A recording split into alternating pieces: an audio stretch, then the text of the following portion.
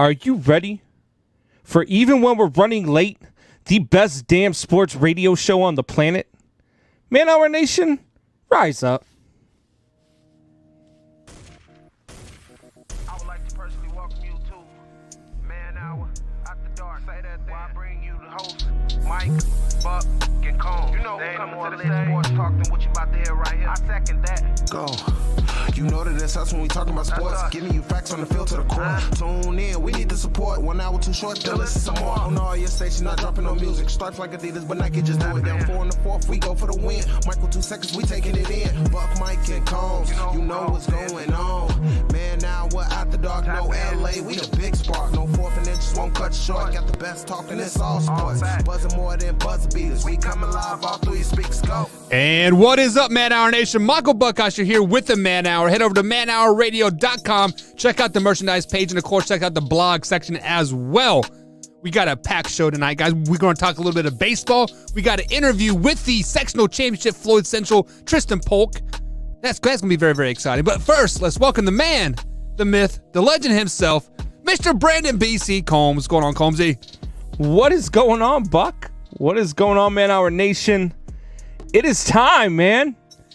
I'll tell you what, I am pumped. I've been going back and forth with people on YouTube all day. Rams fans are all butthurt about me telling them they had a horrible draft, which, by the way, Tutu, Tattoo, whatever your name is, when that's your best draft pick, you had a horrible draft. I'm sorry. You just did.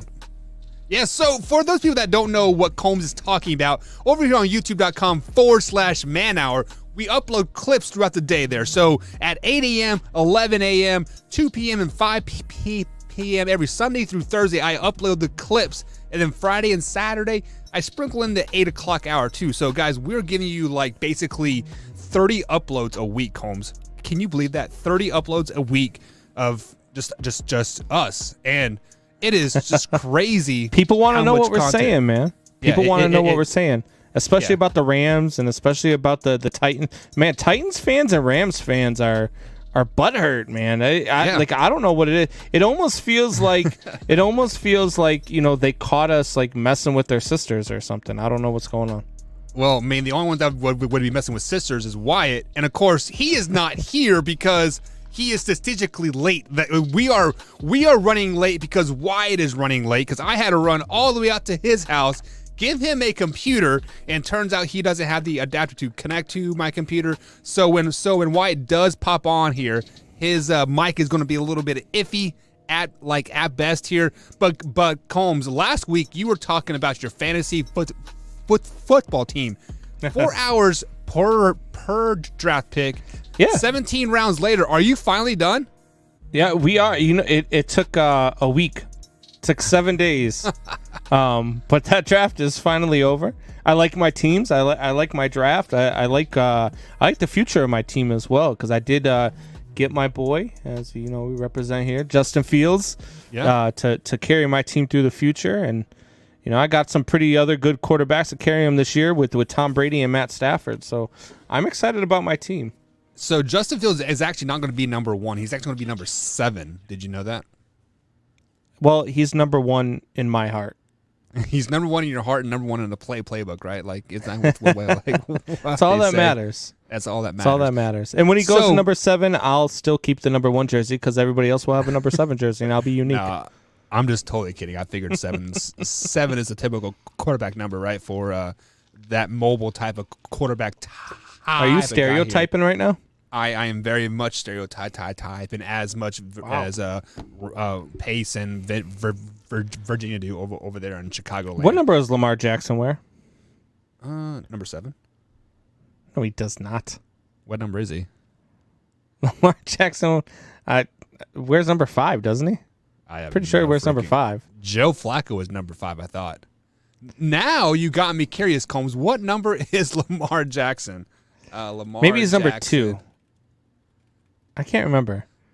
But number 8. He's number 8. Yeah. So if you type Junior in comes in Lamar Jackson number in Google, it actually gives his address. So fun fact. Oh, okay. If you guys are curious of where Lamar Jackson lives, it's Junior told us how he really feels about our lack of knowledge.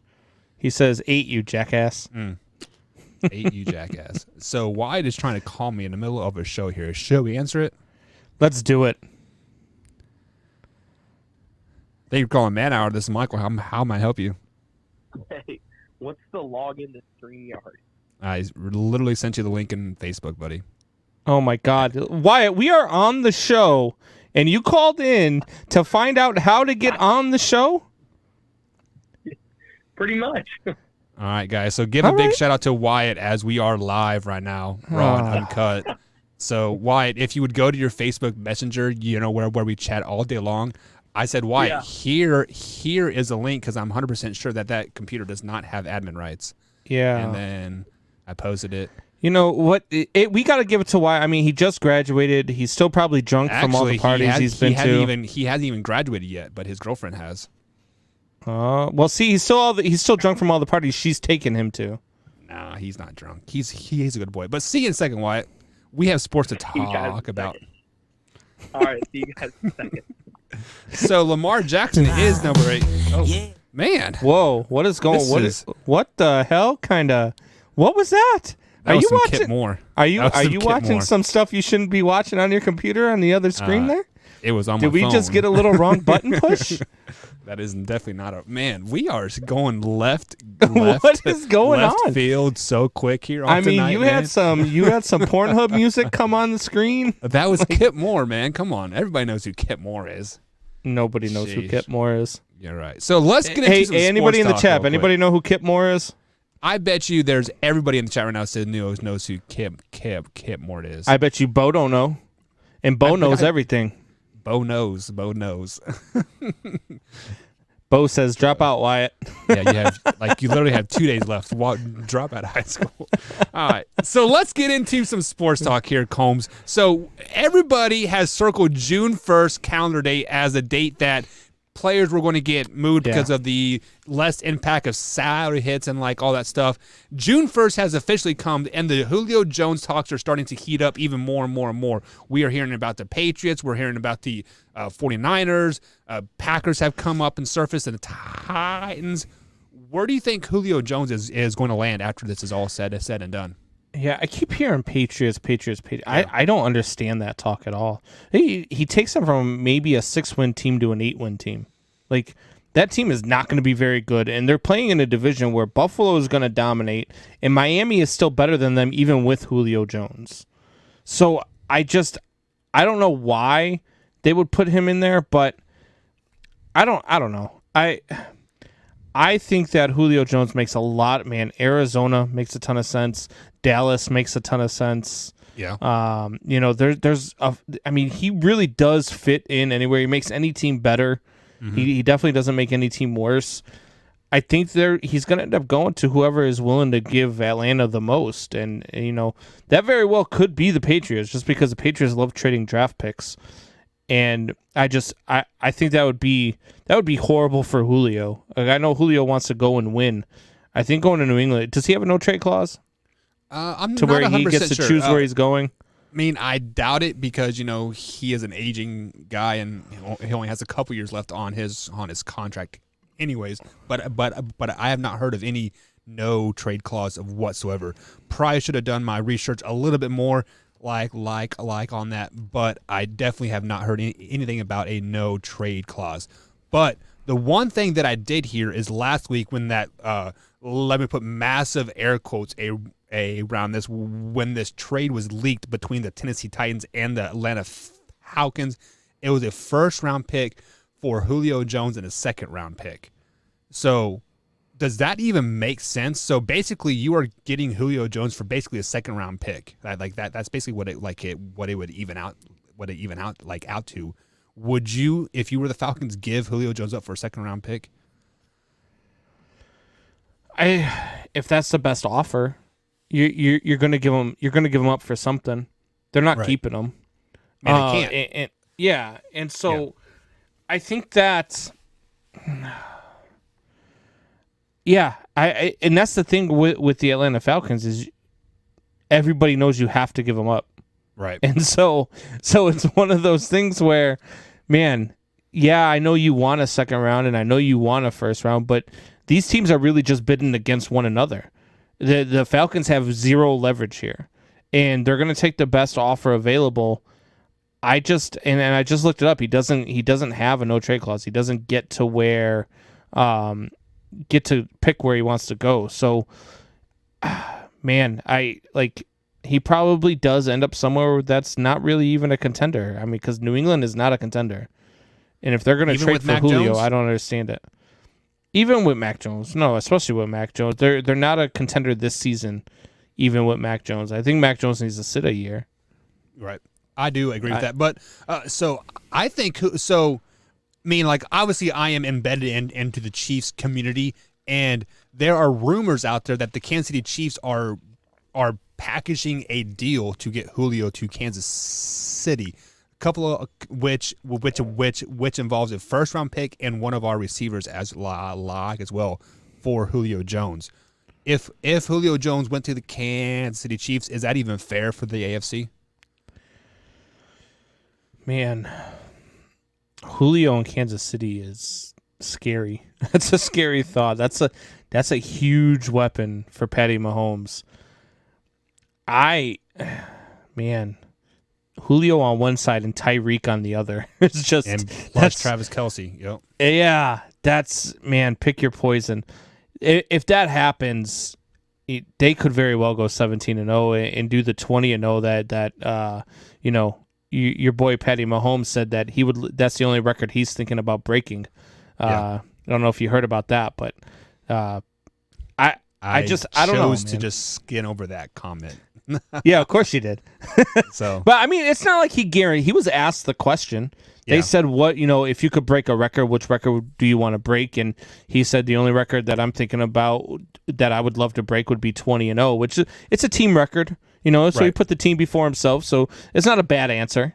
No. It's a PC answer, but at the same time, people are going to take it and run with it because he said, 20-0. I'm thinking about 20-0. So now they're going to spin that into, Patty Mahomes predicts 20-0.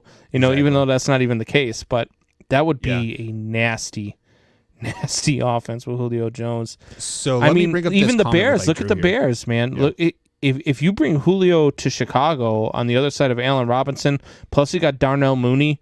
And then, I really like our tight end situation. And if Justin Fields is your starter, that puts a whole new dynamic here in Chicago, especially since Aaron Rodgers is going to be outside of Green Bay. Yeah, so speaking of a first-round pick, we do have Mr. Wyatt Williams on the show today. _TWWW is where you can find him. So what's up, Wyatt? What's going on, boys? I don't know about first-round pick. I think he's more of like a number 57 tattoo 2-2. He's more like that guy. I don't know about first-round pick. But let me go ahead and bring up this comment by Drew here. He says the Falcons want a first-round pick, and they said they have already had offer. Yes, they have had an offer for a first-round pick, but that first-round pick came with Julio Jones and a second-round pick. So they said they already had an offer. Yeah. That would be like that's like, I don't know. That's like Michelle going to the bar where Javier Baez is at and saying, "Sorry, I already have a husband." Like, yeah, you know damn right well she's going to the room anyway. So it don't even matter. She's going with Javi, and I think I'd be okay with it. I mean, Combs like, I'll be there with you. I want to watch. Just come back with an autograph. Have him sign your ass or something. All right, so why we have to formally welcome you on to the show. You are a tad bit out of your element here right now. You don't have a microphone. It's been a weird day. So you sound very very echoey. So hopefully you guys can bear with us here a little bit. But are you in the bathroom right now? I am. Okay, no, that explains all that crap on your wall. Oh, there it is. Yeah, you crap on the wall. That's a Bears fan thing. All right, guys. So we are going to get into our first break here. On the other side of the break, we got the infamous Way or No Way, brought to you by Thrive Fantasy. You're going to head over to thrivefantasy.com. Use promo code MANHOUR, and they'll match up to $50 on your first deposit. That is thrivefantasy.com, promo code MANHOUR. We'll be right back, guys, after this little break.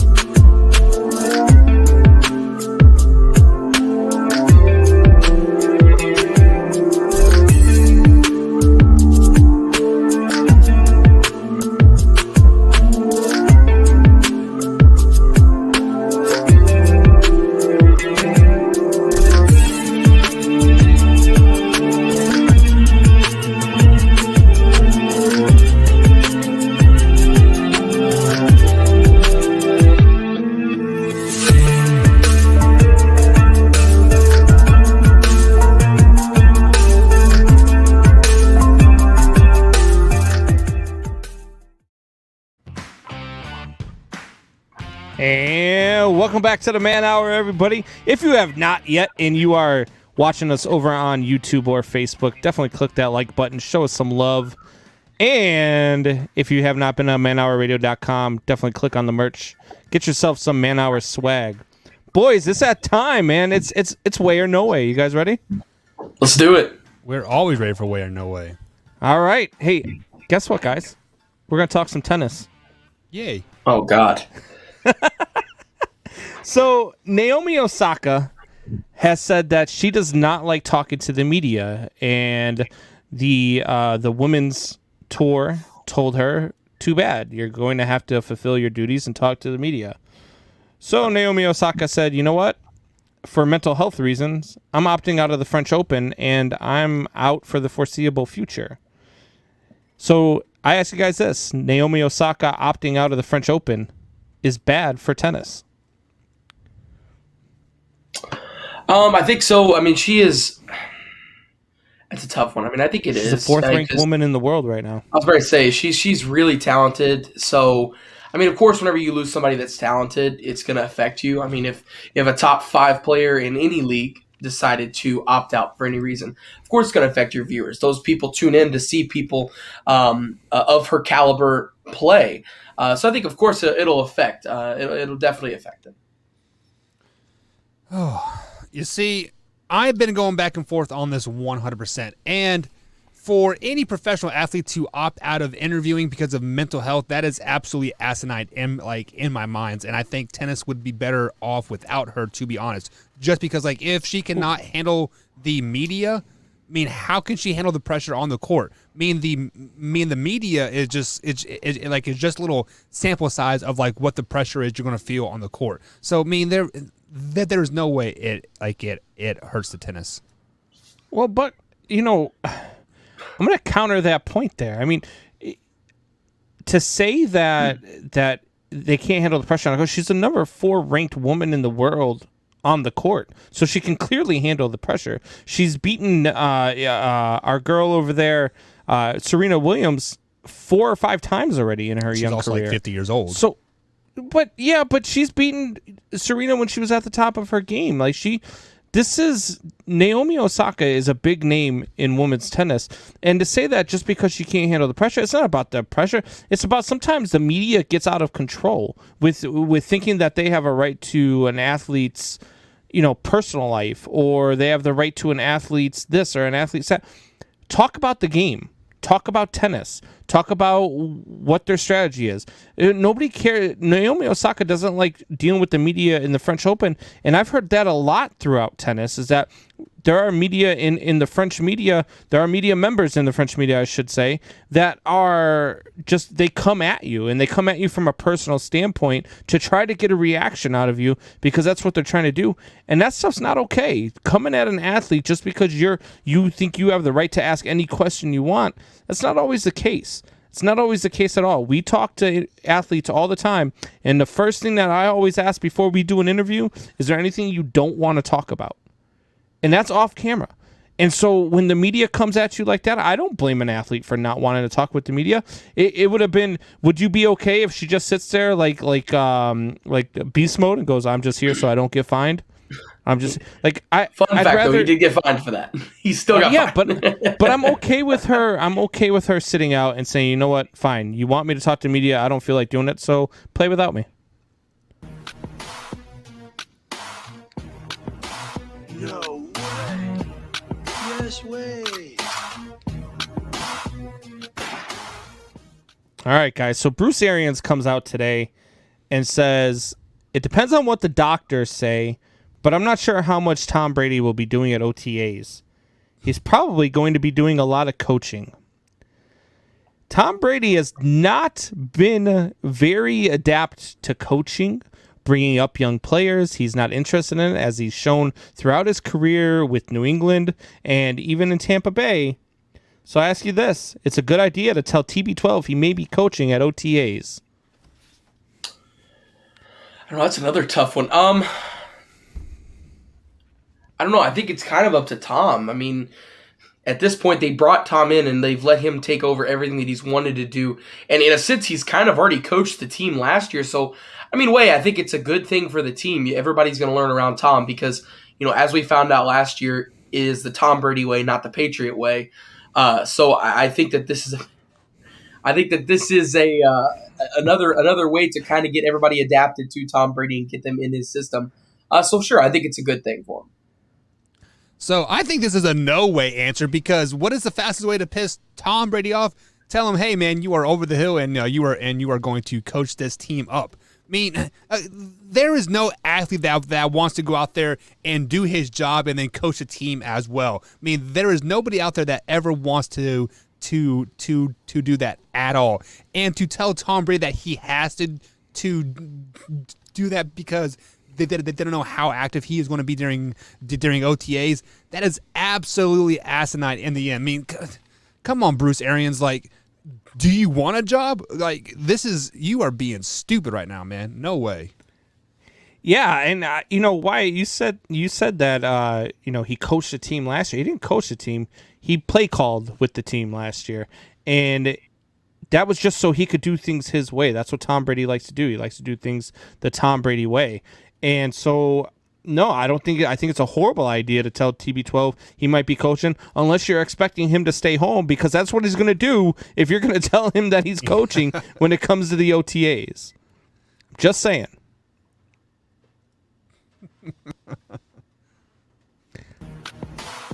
Wrong button. No way. Yes way. Welcome back, Wyatt. Thank you. All right, guys. So I've been watching the NHL playoffs. I've been keeping tabs on the NBA playoffs. But the one thing that I've always hated about both of those sports is that they start the next round while the other round is still playing, no matter how deep they are. Like, it's not just like, there's a Game 7 going on, so we're starting the second round, and they'll play Game 1 while that team's playing Game 7. This team could be in Game 4, and they're starting the second round while these other teams are still catching up. So I ask you this. It's unfair to playoff teams to start the next round while the previous round is still playing. Yeah, I absolutely agree with you on that. I don't like it at all that they do that.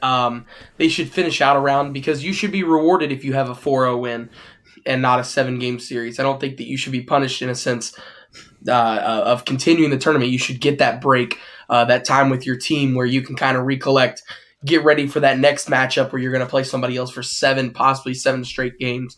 So I absolutely think way on that one that they should not be. Excuse me, no way they should not be playing immediately right after.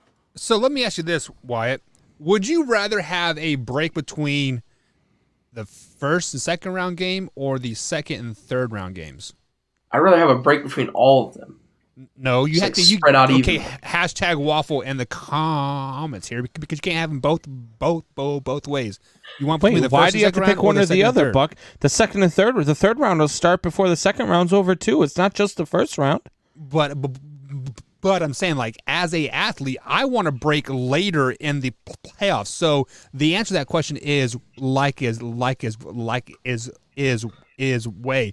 I don't care that the other games are playing 6-7 series games. If me and the other team that I'm playing sweep through our teams, and then we can play a 4 or 5 game series when they just start their second round game, and I have a 4 or 5 day break. Sorry about your luck. You shouldn't have went 7 games. You should have stepped up and swept them like the Bucks did the Heat. So you're telling me that the 1 seed playing the 8 seed and the 2 seed playing the 7 seed, but the 4 or 5 who get into a battle through 7 games, too bad for you for being the 4 or the 5 seed, while these other 2 teams are sweeping and they're in Game 3 by the time you get out of the first round. Exactly. And then you go on to the second round because you pull off an upset in the second round. Now the other teams had freaking... And not only that, but sometimes there's a such thing as too much rest as well. We've seen good teams go into another round and get too much rest and be rusty when they start out and lose the first 2 games quick and get down to a 2-0 hole and end up losing that round because they had too much rest. I don't like it.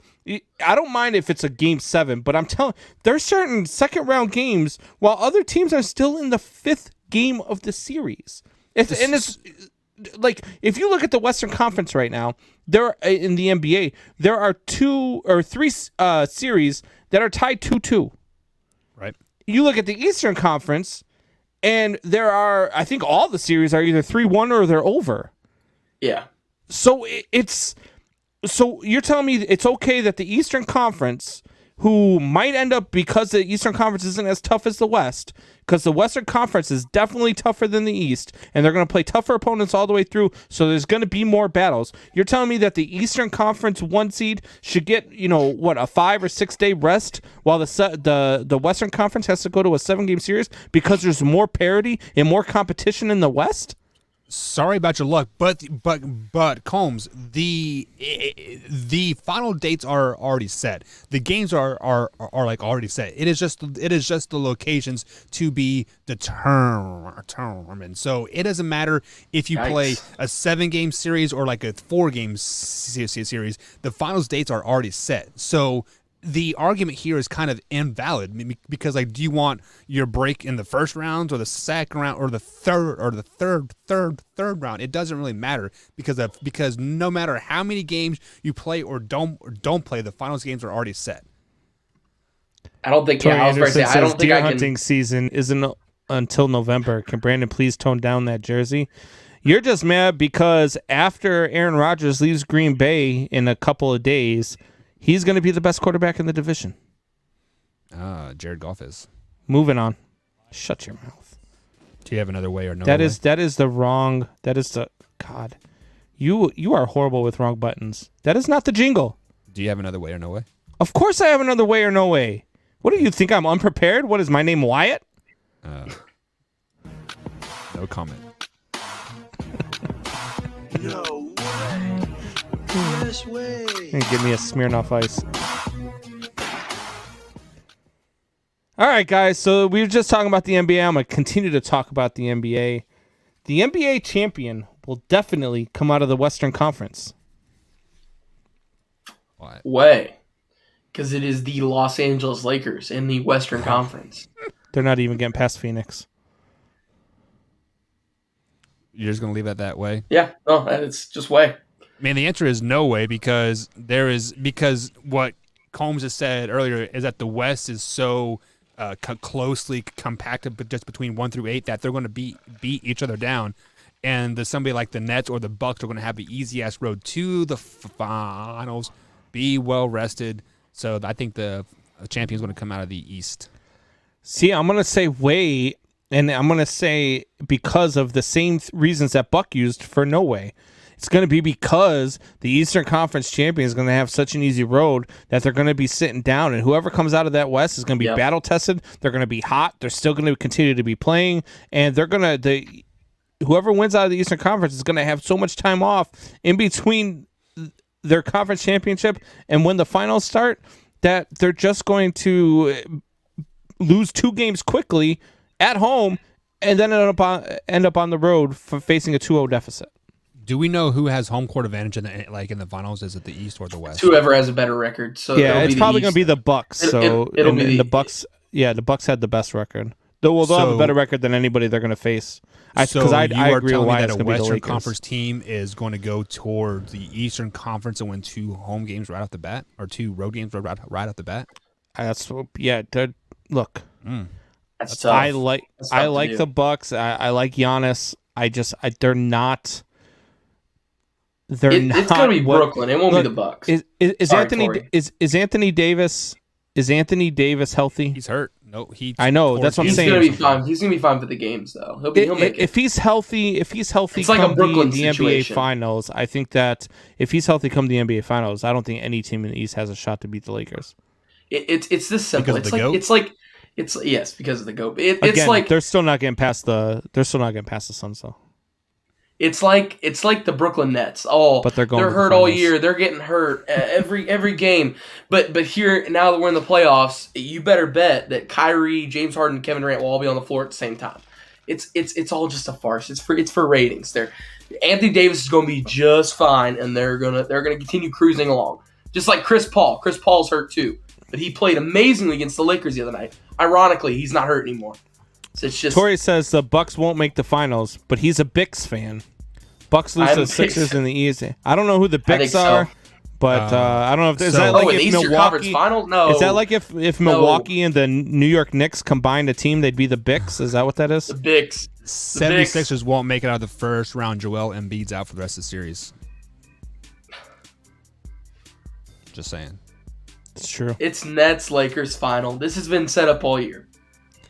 It's not gonna be a Nets Lakers final. Stop it. And I do agree with Corey. Tori, the Nets are overrated. Agreed. Just want to throw out there. We'll be right back, guys. Here on the Man Hour.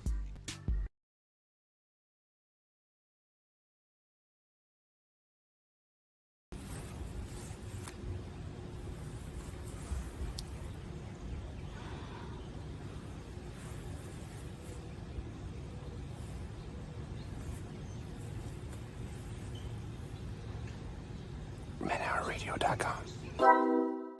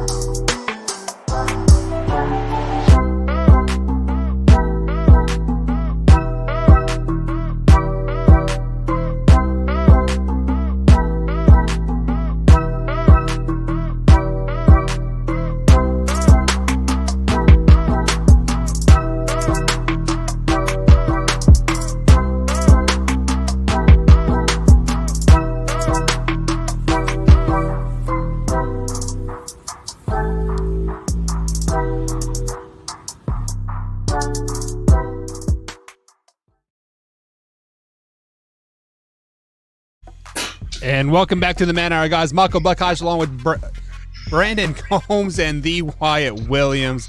Man, we are all off our game tonight, and it's not even funny because Mr. Wyatt Williams decided to forget his charger or break his charger or do whatever he wants, and now he's muted, doesn't realize he's muted.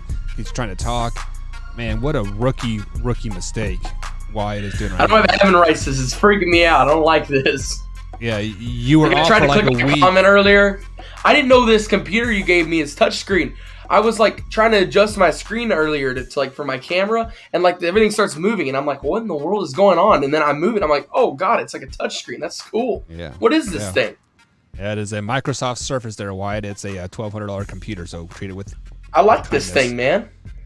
Treat it with kindness. God, that thing is gonna have syrup all over it by Oh, the time yeah, you get it it back, Buck.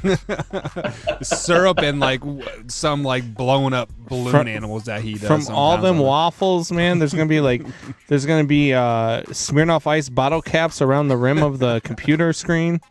What is your all's obsession with Smirnoff Ices right I now? don't know. It is from Combs Boom Boom Room from the after show. I mean, let's just leave it at that. But Combsy, baseball injuries are starting to add up, man. And so, I mean, I went to the 10-day IL list here, and it is at least 3 pages long. I just kept scrolling and scrolling. 2.5 pages of them are Cubs. Yeah, it is absolutely ridiculous. So let me ask you this question, Combs. Do you think the injuries are starting to add up because of the shortened season last year and they played until late November, or just because the season is too long, or like why do you think there's so many injuries that are starting to pop up? It has nothing to do with the shortened season. If anything, teams came back more fresh than they normally do because it was a shortened season. It's just one of those things where they're just having one of those years where, you know, their hamstrings have been a huge thing as of late. And, you know, the Cubs can't seem to escape it. I was at the game on Saturday at Wrigley, and I'm watching, and I see David Bodie slide into second base to break up a double play. And I'm like, okay. and I'm looking at the play at first, and he's safe, and then all of a sudden I look back at second, and David Bodie is laying on the ground, writhing in pain, and he separated his shoulder trying to grab onto the bag, which, by the way, then he gets called out for interference because he didn't stay on the bag. The dumbest rule in baseball ever. Yep. He slid perfectly fine. It was a perfectly legal slide, but he didn't stay in contact with the bag because he ripped his arm off of his body. They called him out for interference. The dumbest thing I've ever heard. But anyway, injuries, they just, you can't get away from them right now. They're ramping up. I don't know if it's maybe because of maybe guys are taking it easier. Maybe they're not getting to the field quite on time. I don't know. I don't know if, is COVID protocol stopping them from getting to the game early? That's a very good point there. Yeah, I didn't think about that. So I don't know. I mean, I know they're not taking batting practice anymore. I know they're not doing that. So I don't know. I don't know what the reason is, but it's definitely not just because of the shortened season. As I watched Wilson Contreras try to slide into third, his cleat gets caught and he does the dang splits trying to slide into third, almost kills himself. Jeez, I'm crow. That would have been another injury to add. Why? Any thoughts about the injuries piling up in Major League Baseball? No, I personally think it has to do with COVID and quarantine and everything when people weren't working as they normally do. I mean, you take an athlete and their daily routine and all the work that they put in for their bodies and everything that they do, then you just stop. Like, just one day, you stop. You can't go into the training facilities. You can't be with your team. You can't practice. You can't anything. It just stops. And it lasts for months at a time. And we're kind of now finally seeing the end to, everything. Yesterday I spent some of the day going into a couple of stores, and for the first time in, what seems like 20 years, I went into 3 separate stores and didn't have to wear a mask in 3 of them. And it was just like it honestly kind of freaked me out in a sense that I didn't have to wear a mask. And everybody else around me didn't have one on. I'm like, what are we doing here? It's weird. And I think it has to do with that. I think it has to do with the fact that people spent so much time away from their training facilities. Everything's kind of starting to come back to normal. And when you take your body out of those high pressure situations and then throw it right back in, it doesn't work like that. I mean, These professional athletes have been putting their body through the ringer since they were in 3rd grade. I mean, God, you start playing tackle football in 3rd grade, and ever since then, you practice. You have summer workouts. You have winter workouts. You work out all the time, and then you just stop. And then you throw your body back into it. It can't take that. So, of course, there's going to be injuries. It's going to happen for the next couple of years. We're going to see a increase in injuries. But once we get everything back on track and everything starts rolling again, it's going to be just fine. But in the meantime, we're definitely going to see an increase in injuries. It's because of how much time that the athletes had to spend away from their training facilities. Without a doubt in my mind. I went to Wrigley on Saturday, and I didn't wear a mask, and there were 26,000 or 24,000 people in the stands. It's weird. It was great though. It was awesome. Amazing to hear the crowd and everything. Yeah. I felt like I even told Michelle when we were leaving the game, I said, it's really good to be back at the stadium with all of these people. Then you look at games like yesterday. I mean, the Cubs are playing a big series against the Padres. They have a tough month of June ahead of them, and you're watching guys like Javier Baez with 2 home runs, taking curtain calls and stuff like that. That's the stuff in sports that I miss. I was glad to have sports back last year, even without fans. But you definitely miss the fans at the games for sure. Well, it's such a huge dynamic, especially getting to broadcast games and stuff. I mean, I have got to call games where it's a high school basketball game and it's an 8,000 seater and the place is packed to the brim, and it's deafening when you're trying to talk and you got to scream over them, and in those moments it's tough, but you miss it so much when it's not there, and it's funny because I think of the crowd in a sense kind of like a long snapper, okay? Or somebody on special teams. You never know their name. You never know what's going on until they're not there, until they mess up or they do something wrong. Then you notice it. But, you don't notice the crowd at first. But then when you take them away, you're like, wow, this is a completely different game. Everything's different. Nothing is right. So it's so weird. And It was so weird. I was walking through like Target yesterday, and I'm like looking at people's faces. I'm like, God, I can see your mouth. I can see your nose. I can see your chin. Like, I thought people's faces were only this big for the last year. Like, this is all you see. Like, you see their eyes. That's it. I mean, it's. Hey, Wyatt, off topic real quick. We've got a bet you might be able to take, even though you don't bet often. Here we go. Bo says if the Lakers don't make it, Wyatt can't have Culver's for a month. That's a death sentence to Packers fans. All right, deal. I ate a Culver's all the time. For a month. I swear, Culver's is amazing. So jumping back to the Major League Baseball injury thing here, I see your guys' point. Just freak accidents and COVID, and I'm going to go a different route. I'm going to go with guaranteed money. The reason why these injuries are popping up while all these players are jumping up on the 10-day DL, because if they get a little hang now, they're guaranteed money there, Combsy. Like, oh man, my finger hurts today. Let me sit for like a week and a half. Guaranteed. These guys money, are competitors, Buck. These guys are competitors, and there's no way that guys like Fernando Tatis Jr., Javier Baez, Anthony Rizzo, who beat cancer, Buck, beat cancer. Okay? Exactly. There is no way that he's just milking his sore back. This guy beat cancer. I guarantee you, if my paycheck when I played ball was guaranteed, I would not have played on my sprained ankle. I would have not played on my dislocated. There are some players who I agree with you. I mean, you look at guys in the past like a Jacoby Ellsbury. That guy would get a sliver in his finger from grabbing a bat too fast, and he would be out for 9 months. Like that, there are some guys that do that, but they're few and far between, Buck. Let me throw a name out there. Soler for the Kansas City Royals. He has a strained hamstring that he is nursing day to day. He doesn't have a strained hamstring. He's got a strained 162 batting average. Exactly. That's why that's why he is on that 10-day DL there, which Tozer should be right there with the Mr. Batting 125. Good gravy. It could be worse. You could be with the Milwaukee Brewers, whose third best hitter is batting 170. Sheesh, ridiculous. Anyway. Hold on, bring up a couple comments for me here. Bring up Glotzbacks at 9:00. I don't have admin right. I can't bring it. Yeah, that is not true. We got two. We got one in Corden. We got one in Clarksville. And then bring up the Bows here. The Wyatt. Yeah, don't mess with Wyatt. There's one in Albany too. Wyatt knows where his Culvers are. Oh, don't yeah, exactly, man. Culver's my favorite. The cheese curds there, incredible. Absolutely incredible. I mean, you don't like mushroom Swiss burger. Get yourself some cheese curds. Wyatt is in Indiana, doesn't appreciate Culver's like a Wisconsinite.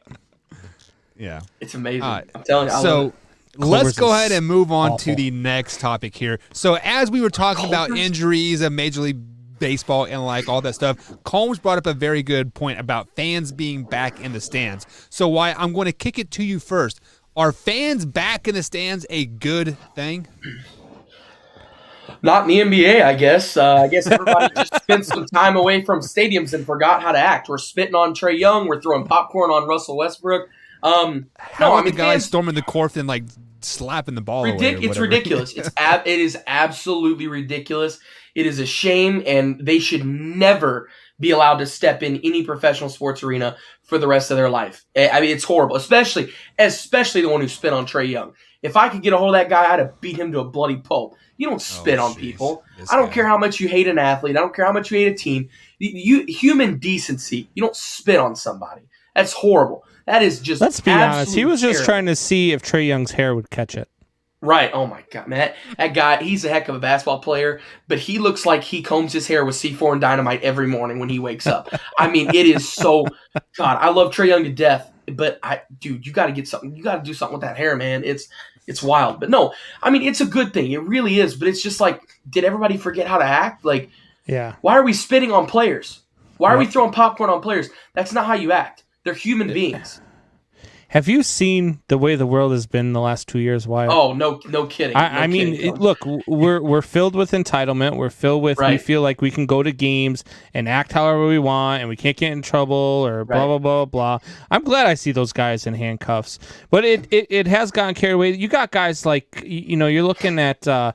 Like the San Diego Padres and the Cubs yesterday was a perfect example. Not all like they thought just because of all these fan things going on, everybody I think they overreacted to what happened. But the Padres got mad because Chris Bryant hit a home run. It went into the basket there, and as it went into the basket, beer fell on the right fielder. So they thought automatically that the fan dumped it on the fielder to distract them and not get. What happened was, and they show the replay, the fan is reaching and he's trying to catch the ball inside of his beer cup. And the ball goes in his beer cup and it explodes the plastic cup all to pieces. And all he's left with is a little tiny piece of the cup left. So he wasn't intentionally trying to dump beer. He was just being stupid and trying to catch the ball in the cup. Exactly. And, because that's the cool thing to do. There are people who have caught it in the cup and then chugged the beer after. And, Right. you get on TV and you go viral and stuff. So, Yeah. hey, Well, maybe we should about do the that guy in a who man throws- hour shirt. We should do it. How about the guy who throws a water bottle at Kyrie Irving and then blames it on COVID? Says because of Yeah. what? COVID made you throw a water bottle at Kyrie Irving? Are you kidding? Yeah, but do you remember 2 years ago when Kyrie Irving was pissed off and threw a ball at a fan? Oh no, Kyrie So, Irving. I mean, maybe it was the same fan that got hit with the ball It and actually threw might have the been. water bottle back Like, at hey, Kyrie. Hey, I don't returning ever the feel bad favor for here. Kyrie. Yeah, Returning the favor, but I was just like, so. I wish they confused, would have did thrown a COVID make brick you at do that? Kyrie. To be honest with you, I'd have been okay with that. Kyrie is one guy that I just like. I love many can't stand him. NBA stars, but like he's my Yeah. most hated sports player in the world right now. I cannot stand Kyrie Irving. I can't do it either. He is a crybaby, and teams are better. Literally, his final season in Boston, his team had a better win percentage when he wasn't on the floor rather than when he was Bull on with the the floor. comment of the night. If he died from it, would have been recorded as a COVID death. Yes, exactly. It would have. Jeez. And that's how we get canceled. Good job. There it is. Gosh. We have comment we have of the said night. some off the wall stuff before, but that is how we get canceled. No. So why you missed first part of the show, and we had this June 1st date circled of like this is the day that teams were going to make moves. We've already talked a little bit It's about gonna be Julio crazy, Jones. right? Now it is all about Aaron Rodgers. Since you are on the show, you are the Packers Nation. We have a Bears guy here too. The Packers GM is standing firm, saying that he will not trade Aaron Rodgers, despite him not coming to voluntary OTAs. Nah. Combs, let me kick it to you first. Does this mean Aaron Rodgers is not playing with the Green Bay Packers this season? Hey, goodbye. Nah. Aaron Rodgers is gone, baby. He's as good as gone. Nah, Aaron Rodgers is going to be either a Denver Bronco, a San Francisco 49er, or a Las Vegas Raider. He's going to be in one of those three spots. He will not play for the Green Bay Packers. I know the GM says that they're not trading him. He's adamant that they're not trading him. Even if they don't trade him, I don't think he plays. He's not going to play for the Green Bay Packers ever again. What? I hope you're wrong. That's all I'll say. I mean, it's just like, it's so weird because every day I hear something new. Because like at the beginning, he was leaving, he's gone, they're trading him, draft night, the Denver Broncos are close to a deal. Then it comes out that all that was fake. Then John Kuhn is coming and he's going to be the savior. Now John Kuhn's gone. OTAs are here. He's not showing up. Did you see the interview with Kenny Mayne? Yeah, I did. That one. How did you come out of that interview? That one kind of disheartened me a little bit, not going to lie, especially whenever he started talking about all the issues. And when he said it wasn't even Jordan, Jordan's a great kid, and he kind of it was made public that it was a real issue. See, now I came out of that interview feeling feeling a little bit. Yeah, I came out of that interviewing feeling a little more like he was leaving. I asked Tori the same thing, and Tori said he felt more like Aaron was staying after that interview. Which No, I that just worried didn't me a get that lot feeling more. at all. No, it worried me a lot more because, up to this point, Aaron had never said anything publicly. Everything was all just, oh, I heard this from this person. I heard that. Literally, Nobody said Adam Schefter anything. came out. Adam Schefter did a little bit of this, a little bit of this, literally. a little bit of this. And made Adam this. Schefter legitimately came out and said, I But put he took pieces it and from pieces together. sources. But he put pieces from sources though. He still had sources. He just took pieces of what they were saying. No, but he did, but like, it looked like he wasn't wrong though. You know what I mean? Like he just broke the story before it was a story, right? Because if he Well, then doesn't if break I that buy story, this still goes the same way. I feel like this because I buy I'll tell you Harry right now. If Potter's anything, book- blame me last season before the season started because I broke the story a year ago that Aaron Rodgers wasn't coming back after the 2020 season, baby. if I buy the series Heard of it Harry here Potter, first. if I buy the series of Harry Potter, read all the way through the first 6 books of 7? There's 7, right? And then I get to the 7th and I throw it away and I write my own 7th book. Does that mean I finished Harry Potter? No, it You doesn't. said Harry Potter, and instantly, like 5 people stopped watching. That's But not no, true.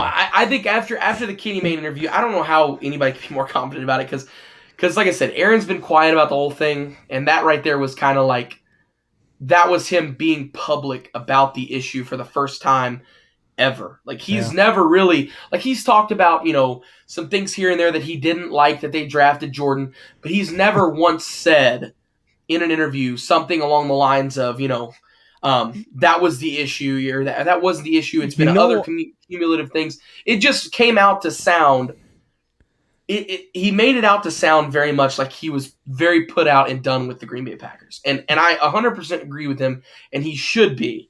I absolutely think he should be done with the Green Bay Packers because of how horribly they've treated him. I have no ill feelings toward Aaron Rodgers, and if he does leave, I will not feel bad about Aaron Rodgers. I will not be angry toward Aaron Rodgers. If anybody I'm angry at, it is the Packers front office, and I will literally never forgive them for this. But Do you know I what cannot my be mad at favorite Aaron. part of that interview was, Wyatt?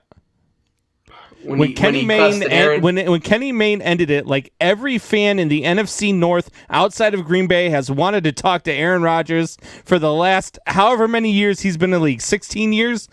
For the last 16 years, every single one of us fans in the NFC North have wanted to go, F you, Aaron Rodgers, and walk away.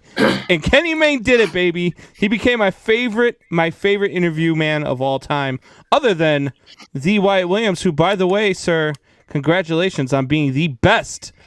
And we said it. Are you listening over there at Big X Radio? The best interviewer in Indiana. I appreciate it. Yes. Best interviewer in the world. Best interview in the world.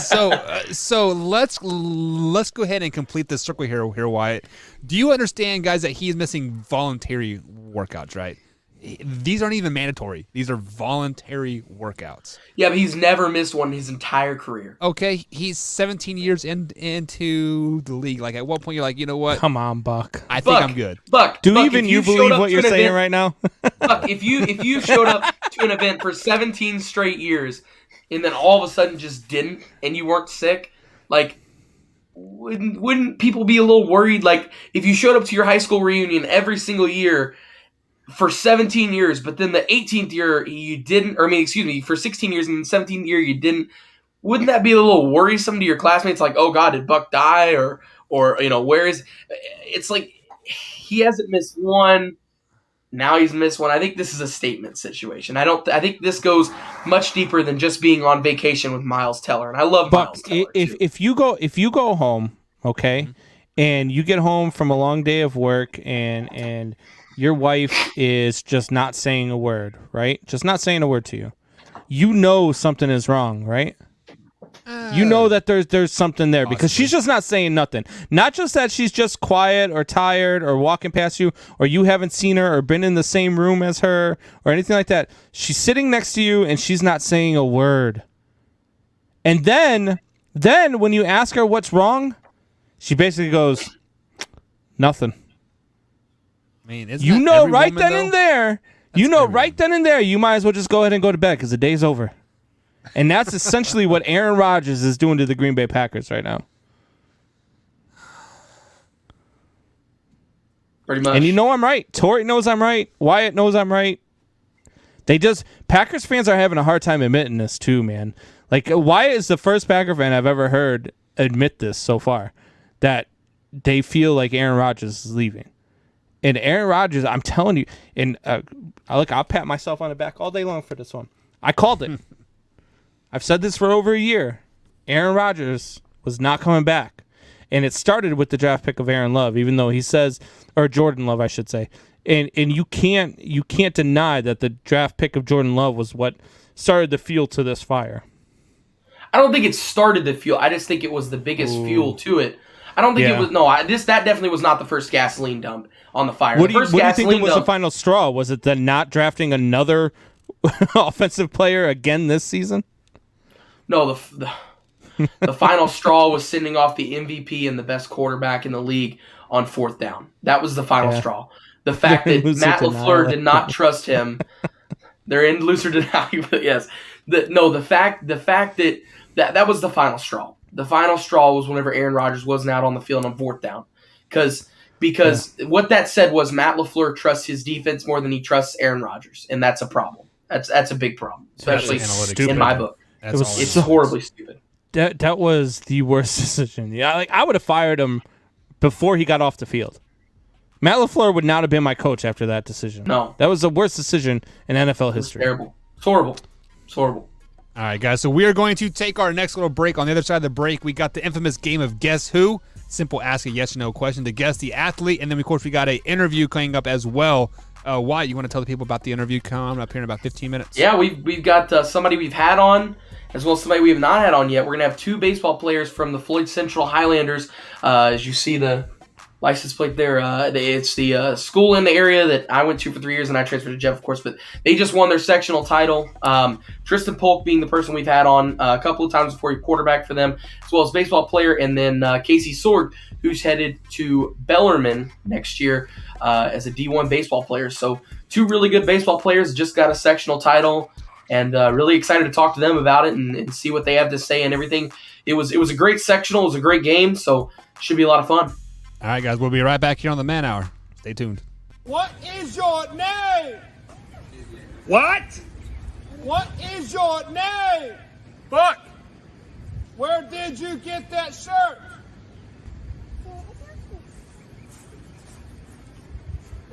It's funny that you should ask that.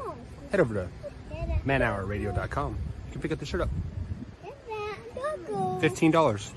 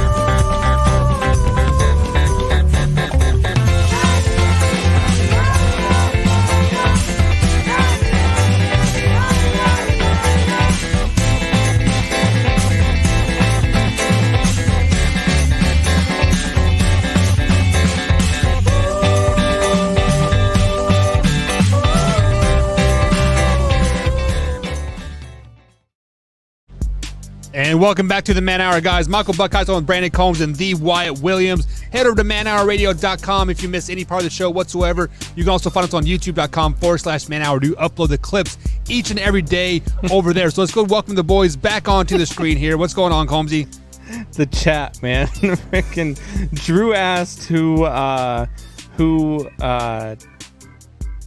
Aaron Rodgers was engaged to. Tori Shailene Anderson Woodley. says Shailene Woodley. And he replied with, if I was engaged to her, I'd miss every OTA for the rest of my life.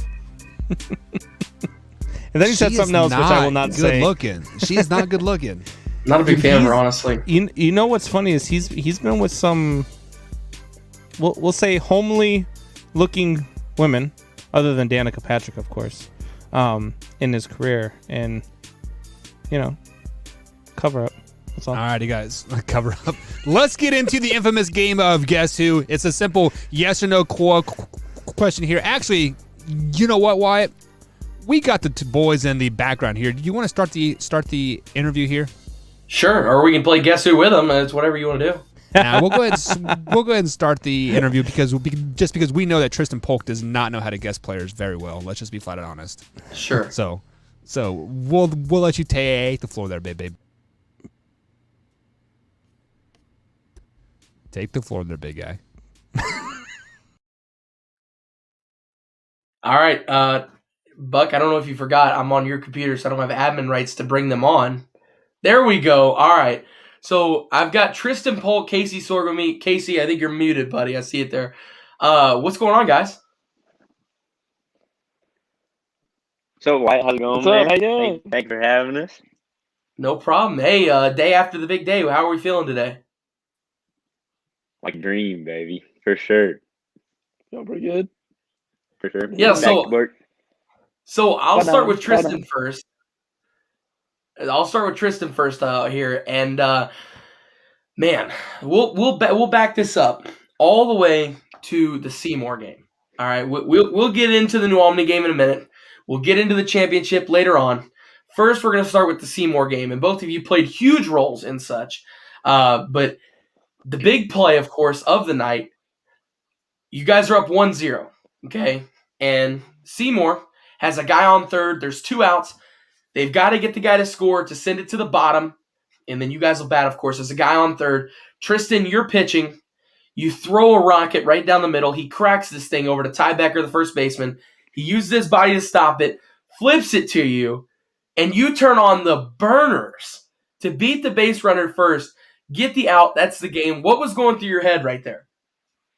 Well, not much. I was kind of just got to get over there. I mean, going back through it, it was I was getting a little bit caught up in the moment. Like, God, that was a good play by Ty. Oh, I have to go cover that base. That's my job. I have to get there. And then when I felt it was going to be a close play, and I reached out for the ball to catch it. And as soon as I felt like I wasn't going to be able to beat him there just running, I just stuck my foot out and tried to do a little quick little slide. Good. And Casey, in that game, of course, you started off the game pitching, and you had a no-hitter was the championship. You had a shutout all the way through till the end of the game, of course. Tristan comes in and relieves for you. From your angle, because I know what my answer is here. From your angle, did you think Tristan was going to make it and get him out? Because I can tell you from my angle, there was no way he was going to make it. I was like, oh, man, we're going to the bottom. He's not going to make it. There's no way. And he gets it. And I'm like, are you kidding me? There's no way. What did you think? No, Tristan, definitely likes to make it interesting at the end of these games for sure. My initial reaction, and I was going for the ball, of course, because it hit over towards me as well. And then Ty made that excellent play. And I didn't see what's happening. Like, from my angle, it looked like Tristan had one step ahead of him, so it was good. But the ball was thrown a little behind him. So he actually made a pretty athletic play. I'll give him credit for that, to catch that and tag him. That's the only credit I'll give him. But like when I was watching the videos after, because I don't know what maybe Brock Kennedy, he got a video of it after. I saw that Tristan threw it, and then once he saw that ball hit, he stood on that mound for a good 1.5, 2 seconds, and then decided to start running right here. just to make it. Yeah, he There's decided. Look at the spike too. Look at this Yeah, spike. no. Oh man, he was pumped. No, he's I got the a little growth spike football now. in me. He's still football, yeah, that's for sure. I love it. Hey, what was better, the play or the celebration? Here you go. So see it's hit off here. Ty Becker makes the great play to stop it, throws it to him, barely makes it in time. Look at the celebration here. Spike that ball. Get it out of here. What My was better, the play. celebration or the play? What was better? For play. me, the play, I enjoyed the play the most. I mean, I think everyone liked laughing at the celebration a little bit. Oh, we loved it. It was Yeah, great. No, the celebration was fun. No, I saw you right after the game, T, and I told you I did not think you were gonna make it, man. I was holding my breath for a second. I was like, oh, I don't think, and then you got him, and I was pumped. But okay, So we've got Seymour out of the way. Now we move on to New Albany. This is the rivalry. Floyd, New Albany, it's the big game. Tucker Bevan, of course, the Louisville commit. He's going to be on the mound for this game. He throws, 10 strikeouts in that game, I think it was? Somewhere around there. Yeah, I think he had so something like that. Has a really good pitching performance. Yeah, outstanding. And you guys are able to come away with another 1-0 victory. You guys can never win it convincingly. You've always got to keep everybody on the edge of their seats and holding their breath. But the final one is skyrocketed out in the center. Sigh of relief, essentially, when that ball was caught. At that moment, I'll ask this. Which was a better win for you? How about that? Which was a better win? The win against Seymour or the win against New Albany? Which one did you like more? You go first. Okay. To me, I think the atmosphere for the New Albany game was probably a little bigger, but for me, getting that first game done, it's always hard to come in there and compete first game, get that one done. So for me, it's pretty equally significant and important. But of course, the reputation that Bivens had all year. He's a great player. So of course, that was a big game. It felt like coming in, but then again, Seymour. They had been playing well as a recent. So getting that first one done was good. Big time too. Yeah, he said it pretty well. I was the first game, sure. I felt, I was proud of the team on how we came out. We didn't take them lightly. We didn't we didn't pull what we did in football. We didn't take a team lightly than we should have and, screw up. We took it serious. We played an outstanding game and we got the win. I think the New Albany game, obviously, it was the most fans I'd seen at a baseball game probably my whole career. And it was the atmosphere all around was fun. Getting the win against an outstanding opposing pitcher, and a great opposing team overall. It was just a good job. Well, I can tell you guys from my experience of traveling the state calling games that this sectional was the most fans I have ever seen at a high school baseball game. It was incredibly impressive. You guys play great baseball. You draw a big crowd, of course. But the sectional, the Hoosier Hills Conference teams are all very good at what they do when it comes to baseball. Everybody's pretty evenly matched. It always makes for good games. So we've got through the first two. Now the big one, the sectional championship. Floyd Central's not won a sectional championship since 2015. You guys come into it. You guys won the first game against Jeff, and then Jeff won the second one, correct? Yeah. Hoosier Hills. Okay, I thought it was okay. So they end up winning the conference. You guys come into sectional with a little chip on your shoulder about that. Now you guys meet them in the sectional championship. Leading up to that game, there is speculation everywhere. This is the game of the year coming into this, right? Casey, you're on the mound. It's going to be awesome. I was fired up for this game, and you guys played exceptionally. Casey, you had a no-hitter, through 6 innings, right? Through 5, 6, I don't know what it was. 5, 6, something like that. You all played a great game. Hang on. Don't humble yourself. You had a no-hitter going into the very last out, and then I heard somebody in the stand say, hey, he has a no-hitter, and then they jinxed you. Don't be humble. Pat yourself on the back. You had a no-hitter for 6 and 2/3. Well, I'll take it. I appreciate it. So you guys are coming into the big game. And Casey, of course, you're going to be pitching. And you guys just played exceptionally well. But coming into the game, what was the atmosphere in the locker room like? Tristan, it was a little chip on our shoulder. Actually, I misspoke. Not little. It was a pretty big one. We had wanted this as soon as the conference was over. Almost like that on the bus ride, it was just stone cold because we knew that we owed that team. We owed them a loss. We deserved to give them one L, and we knew it was going to be in sectionals. We knew the draw was going to be championship if we faced them again, and we wanted to give it to them. Yeah, that's feeding off of that coming in for sure. They're the team that we wanted to see the most in the sectional, and it worked out seeing them in the sectional championship. It was just a sweet victory for sure after finalized. So through the first 4 innings, this is how great you all played. And I know athletes don't like it a lot whenever you keep on bashing on how great they played and all this stuff, but still, through the first 4 innings, every one of your all's leadoff hitters scored. And then Casey throws a no-hitter through 6. It's pretty much impossible to beat a team if they're doing that. If every one of your leadoff hitters scores through the first 4, and your pitcher is off the rails, and your defense is playing incredibly, it is near impossible to come away with a win in that. So the defense you guys were able to come up with. But the big one I wanted to mention here too, Evan had an error in, I believe it was the first inning. He dropped that one ball, and I could tell from the press box from calling the game, and I mentioned it many times, that it was really bothering him that he had made that mistake and that he was not going to make that again, because he's just a great baseball player. He's one of those guys that if he makes a mistake, that's it. Like, it's done. The mistake's over with. It's time to get back in. And later on in the game, I believe it was the 6th inning as well, there was a ball hit over to him. He makes an incredible play diving out and rockets this thing to first. It was a great play.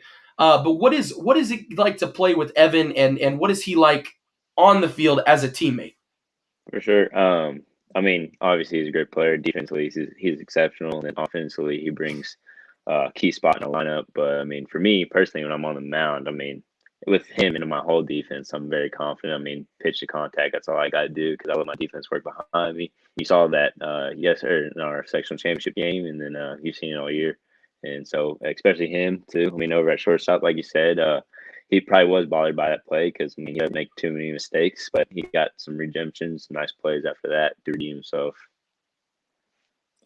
I mean, yeah, Casey said it really well right there. I mean, that's what we look for. I mean, every single one of us on the defensive side of the ball looks to make the play, and that's something we've had this whole year. And so when one of us does make an error, we don't have to say much. Every single one of us is an extreme competitor. So when he made that one error, we didn't even have to say much to him. We knew that he was going to make the next play, and you saw that in the 6th inning when he had to come in clutch and make a big one. Yeah, so then you guys are up 4-0. This was the big moment, in my opinion, for the sectional championship. You guys are up 4-0. They get 2 guys on base. They end Casey's no-hitter. They get 2 guys on base. Kind of a little shaken up a bit. Then the ball is hit, and there was a double play. And who was it that made the double play again? Dylan Hogan. Dylan Hogan? Dylan Hogan, yes. Hogan catches the ball, right? Flips it over and gets this double play and ends the inning. That was essentially, not ends the inning, but forces 2 outs there. I think that right there was kind of the dagger for the game. I mean, I didn't want to call it right there, but at that moment, that kind of, whatever run that they had sparked in the momentum, Dylan had completely ended it right there. What did you guys think watching that double play happen? Oh, no, for sure. I mean, I got to see it firsthand on the mound, for sure, after giving up the first hit, and then we're giving up that first run, for sure. And they had some confidence, some momentum going. And then, I mean, that kid, the ball that he hit to Hogan, I mean, he hit it well, and Dylan made a big-time play right there to get out of the inning and to stop their momentum. And like you said, I mean, it probably really deflated them after that. And then you could kind of tell, I mean, we felt pretty confident going in after that, I feel like. All right, so boys, first thing I want to say, pitching and defense have been. Oh, go ahead. You're good. No, I was just gonna say, pitching and defense have been like our strong suits really this whole year, and so when they got that one hit and they got another one, they scored the first run. I knew Casey was not going to be rattled in any way. I mean, he was about to get some ground ball, and as soon as Dylan made the play, and as soon as we turned 2. You might not have called it that way in the game, but I saw it that way in the game. It was the door just got closed. We had locked it. We threw the key out the window. That was it. There was no more Jeff after that point. Yeah. Sorry about that. There's a little delay here on my end, so sorry about interrupting you there. But hey, boys, first thing I want to say is congratulations on the sectional championship. That's a huge accomplishment at the high school rank. So congratulations on that. And I got a question for each of you. First, I'm gonna start with you, Tristan. I know you're headed off to college. Gonna play some college football. I can't remember the name of the school. I know we had you on before.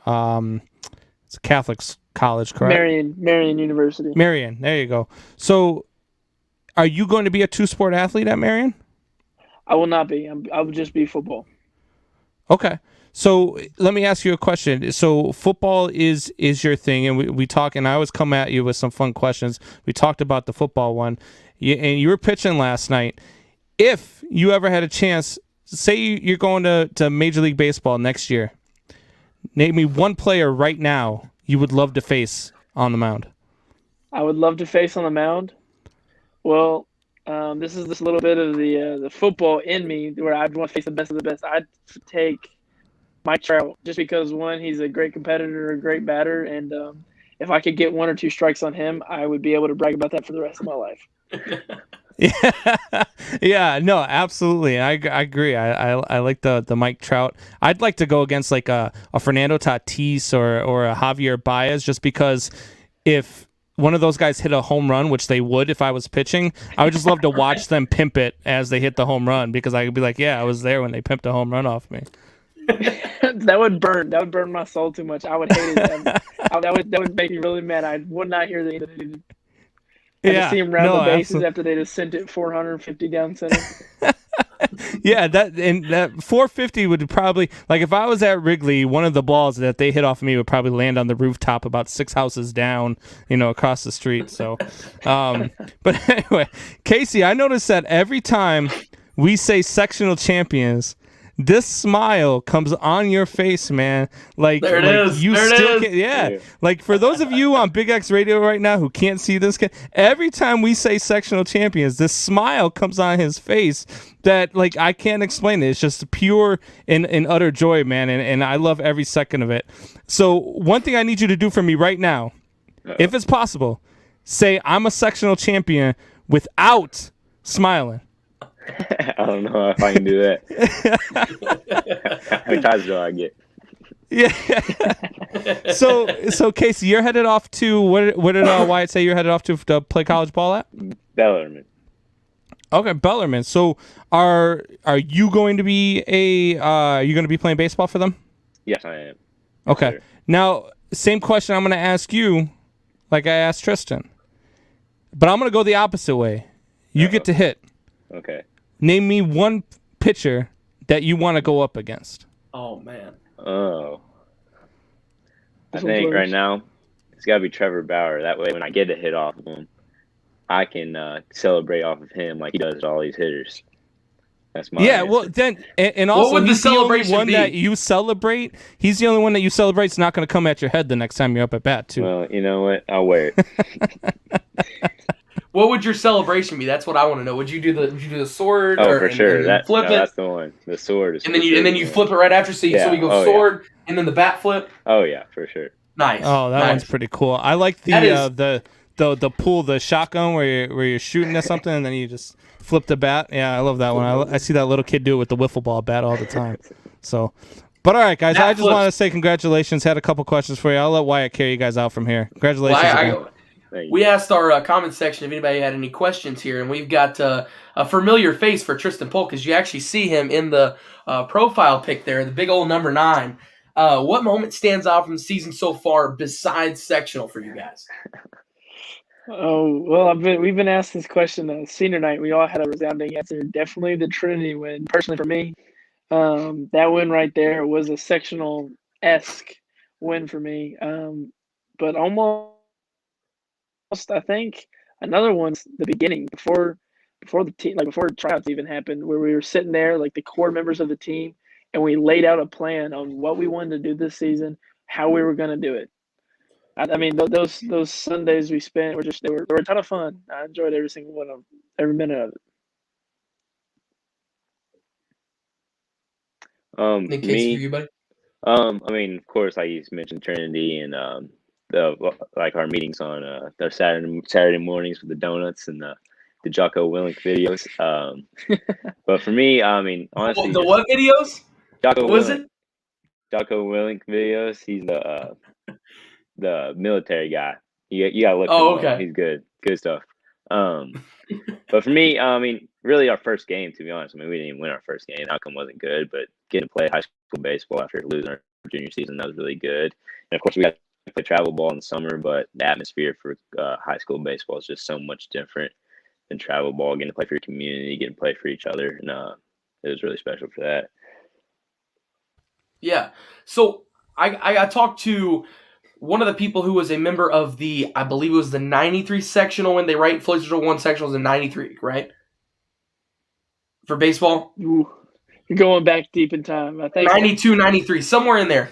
He played baseball that time, and he said for the first time ever when they had won sectionals then, for the first time ever, he had seen people show up to practice. Like, nobody would ever show up to their practices, like fans would show up. Nobody would show up to their practices, none of that. and then they won sectional, and all of a sudden people were like, hey, we got to go see these guys practice. So people were showing up to practice. So do you guys think when you show up this week sometime that people will come and watch practice, or has somebody already showed up? Well, I mean, we've had former players like come in, like Tyler Cox came in for the game. We've had former players from the 15 season. They've came in and they've watched, they've talked, they've been around the program a little bit. But I don't know if we've had like any actual just pure fans come watch. I'm gonna have to come down and just say hey, because I'm a pure fan. But before I pop up this next question on the screen here, Tristan, I messaged you when you guys lost to Jeff, the 1-0 in the championship game here, and there was a Twitter thing out there that said something like you have never beaten Jeff in a big game, and I believe you told me that you were going to autograph a baseball and throw that over to them after you beat them in the sectional. I have a baseball here. Did you? Would you like to autograph this, and I can hand deliver it to Jeff if you would like? Actually, I would love to do that. I would autograph that immediately. I got a little carried away holding the trophy that they just graciously gave us and the FC baseball team. My hands were a little filled, but your hands were a little filled. So one more question before we let you guys go here. Drew asked, who are your guys' favorite players of like all time any sports? Casey, we'll start with you. Man, that's a tough question. Favorite player all time any sports. We can take out any basketball because I'm not a big basketball fan. I said it. Don't get mad at me. I think football. There's plenty. I mean, of course. I mean, this is an easy one. Tom Brady, always an inspiration. Just the way he plays. Overrated. The work. I mean, the work he puts in. I mean, he's that old, still doing what he's doing. I wouldn't say he's my favorite player of all time. Somebody mute Buck. One to look up to. Baseball wise, oh man, I'm gonna have to come back on that one. I got a few I got narrowed down. I'll let Tristan answer and come back. So one of my favorite players is definitely Tom Brady. Personally, the QB, the way he leads his team, the way he wins championships. You can call him overrated, but he's got more championships than you. And another one is Bo Jackson, how electric he was on the baseball field and on the football field. I I really wish his season could have gone, his career could have gone longer because it would have been awesome. But, Bo Jackson's definitely a good one. Casey, we're coming back to you. And I would have more championships if we could make some adjustments, but we'll just leave that as is. For sure. Oh, you're not wrong. For me, baseball-wise, I don't even know if I have a favorite player of all time baseball-wise. I mean, there's some players I like now. I mean, of course, Francisco Javier Lindor. Perez. Go ahead and say it. No. Oh, man. I'm going to have to leave. Oh, man. Francisco Lindor, he's a big guy. I like watching him. He's fun. I'm not into super flashy players, the cocky ones, but he seems like a confident cocky, and I like that and swagger that he's got about him. So that's mine for baseball. Jeter's not bad. I like Jeter. Jeter's what made me like the Yankees, and they're my team right now. So who do you guys play next in the regional game? Jasper. And when is that game? Saturday. And is it there or at Floyd? It's at Jasper. At Jasper. All righty. Best of luck to you guys on that. Thank you. Appreciate it. All right. Later, boys. Appreciate you guys coming in. Thank you guys for having us. All righty, guys. So that is sectional championships, Floyd Central, Casey Sorgan, Tristan Polk. Always great interview with Tristan and Casey as well. Combs, I saw you in the chat, and you said that that play needed to go up to review because you think the base runner was safe? I didn't say he was safe. I just said it needed to go to review. It was really close. There was no review on the play. Like, what you're gonna have to do is send me that play. I will bring it to review, and I'll let you know whether or not he was safe or out. Yeah, so we definitely got to give Brock Kennedy out a big shout out for that video. You can Brock's find him incredible at what he does. You can find him on Instagram. It's brockkennedy.images. and all of his images appear to be public, if I'm not mistaken. But I follow him. Yeah. No, it's great for those guys that they won that championship. Casey was so happy that they won sectionals, man. Every time you saw sectionals, man, like his smile went from ear to ear, like he couldn't contain himself. So that's awesome to see, man. I love seeing that stuff. They have never won a sectional championship before these kids were born. Like Combs, I was like 3 years old the last time they won a championship. Me and you were like 26 there still, but yeah, and Wyatt was -10. You were still in your daddy's ball sack. God. Oh God. All right, They won it in 2015. That's not that long ago. No. 1993 was the last time they won a championship of that. No. That was 2015. I think the time before that was 93. Okay. Like that. All right, guys. So we are going to take our last break of the night. We're going to open it up to Shop Talk. We're going to open up the phone lines as well. So if you guys want to jump in the phone lines, feel free to call in there as we Combs had to hunker down and drop a log on everything. Because I said that I said we have to bring that play to review. Yeah. He says I poop on everything. All right, guys. Pull it back up. We'll look at. Oh God. We'll be right Take back. that down. Take Here on that the Man down, Hour, guys. please. Stay tuned. Hey there, Mr. White T-shirt wearer dude. Mr. White shirt wearer dude. Do you wear the same shirt every day? Same shirt every day. Do you do the same thing every day? The same thing every day. Don't you worry, Mr. White shirt wearer dude. Now with Man Hour merch, you can spice up your style each and every day. From hats to beanies to shirts, we got you covered, Mr. White shirt wearer dude. Shop at manhourradio.com. T-shirts start as little as $15. Shop today. Why, thank you, manhourradio.com, for this awesome merch. Hats, T-shirts, $15. You can't go wrong.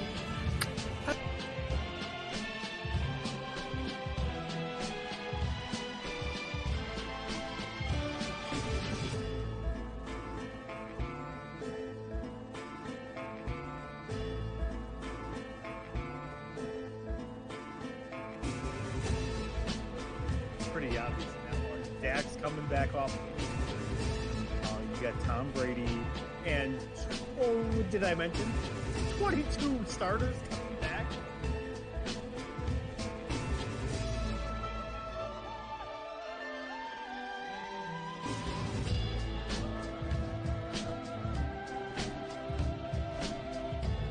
When I say Lamar Jackson is trash, I'm not saying he is the worst quarterback in the league.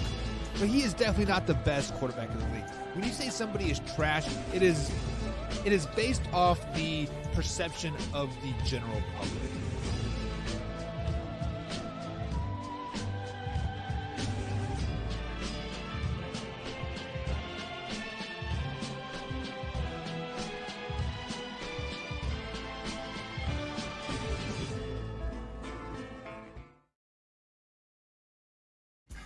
And welcome back to Man Hour, guys. Michael Buckeyes along with Brandon Combs and the Wyatt Williams. What the heck was that? Was that somebody's car driving away? No, it's Joey on the line, guys. We do have a caller. Mr. Joey is on the line. What's going on, Joey? Joey. What's up, man? How you doing tonight, bud? I'm doing good. How about you?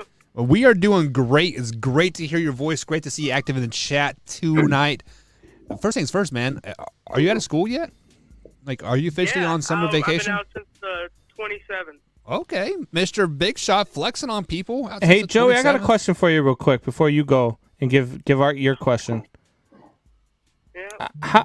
How's your mom feeling? Oh, we're guys going to go ahead and skim on right God, over that. right there it is, Skim man. Right on over that. I Joey, love you, what is Joey. your question for tonight? I'm just playing. What's your question for tonight, Joey? What? Hold up, what? Brandon was saying that he took your mom out on a date and got you ungrounded. Basically, what he's trying to say. Yeah, no. That's not what I said at all. No. What is your question for tonight, Joey? All right, I'm gonna switch up my topic. All right, so we need to set up a fight contract real quick. We can do it same time, any place. Yeah, you get to pick. Who? Who's that? Combs? Combs and who? You versus Combs? Yeah. What is this, like a thumb war? Is this Can I ask you a question? Is your mom going to be in your corner? Well, yeah. Okay, Yeah. then I'll fight. Gee. Is this like? Do you want to do a rock paper scissors challenge, or like what do you want to do, No, Joey? we're boxing.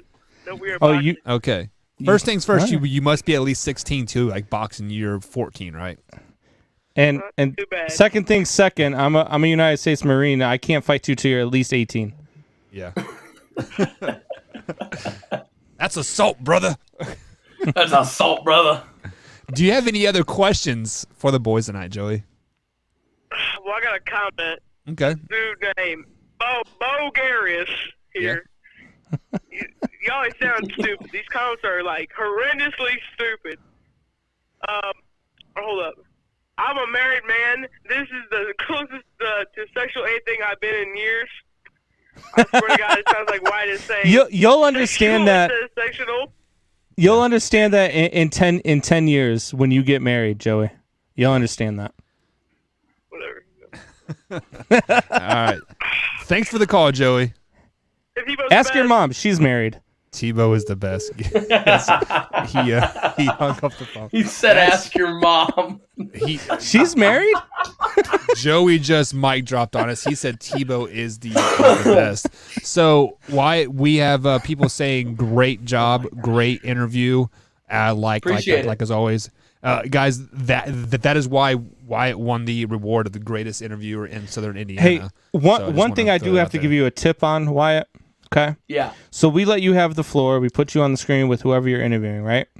And if Buck or I was have on a the question, screen with him. If Buck or I have a question, we pop up, and when we pop up, you continue to ask questions. Like we only pop up when we want to ask a question, and then we have to sit there for 5 minutes looking silly because you keep going with your questions. Yeah, we got to look like you basically whenever we talk anything that's not football or basketball. All right, guys, we got another call coming in here. Let's go ahead and answer this call. Joey. Hello, caller. Can you It's hear us? Joey's mom. Caller, going once, going twice, It's telemarketer. and sold. It's always those dang telemarketers. No, I haven't been trying to sell insurance for like a Car's while here. extended warranty is expired. I always answer those, man, and I had one going one day, and then, like, I had him going on a line for a while. Like, I had him on there for, like, 10, 20 minutes, and then, like, I just look at him, and I'm like, he's like, what's the make and model of your car? And I said it was the Batmobile, and the man hung up on me. Like, he was not having my crap anymore. Mine called me up, and I answered it, and I didn't know what it was at first, and finally it was like, he's like, oh, yeah. He's like, what's the year and make of your car? I said, well, it's a 2020 Ford Fusion with 8,000 miles on it. He goes, oh, sorry to waste your time. Man hour. I'm back. Hey, Joey, what's going on? Oh, God. Oh, God. Is your mom on the line with you? You want to talk to her? Yeah.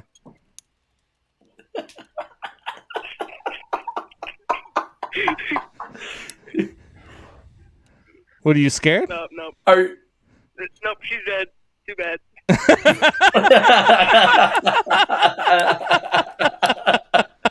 Wow. Okay. That's So brutal. do we got to question this time No. around, or Okay. is Tebow still the best?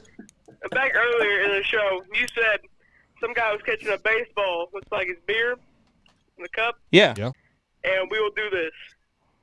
We're both Yeah. 12, Joey. We can't buy beer yet. I mean, the ball has to, the ball has to actually well, come to you. Listen, I can make but still. I can make the mathematic calculations of where the ball is going to land. Okay. Oh my God.